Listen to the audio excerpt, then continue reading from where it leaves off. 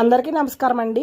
నేను ఈ 21 సెప్టెంబర్ ఆదివారం అమావాస్యకి ఒక చక్కటి పరిహారాన్ని అయితే తీసుకొచ్చానండి. ఈ అమావాస్యకి మనం నరదిష్టి పోవడానికి దిష్టి అయితే ఎలా తీస్తామో చూపిస్తాను చూడండి. ఈ దిష్టి అనేది మన ఇంట్లో ఎవరైతే పెద్దవాళ్ళు ఉంటారో వాళ్ళ చేత తీయించండి. పెద్దవాళ్ళు ఎవరు లేనప్పుడు ఇంట్లో ఉన్న వాళ్ళలోనే పెద్దవాళ్ళని చూసి వాళ్ళతో ఈ దిష్టి అయితే తీపిచ్చండి.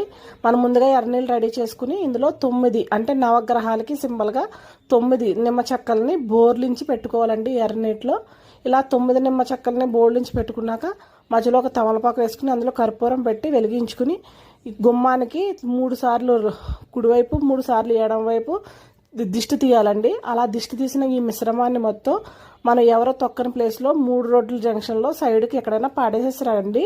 ఇలా వచ్చి ఇంట్లోకి వచ్చేటప్పుడు కాళ్ళు చేతులు అయితే కడుక్కునండి. ఇలా చేయడం వల్ల మనకి నరదిష్టి అయితే పోతుందండి.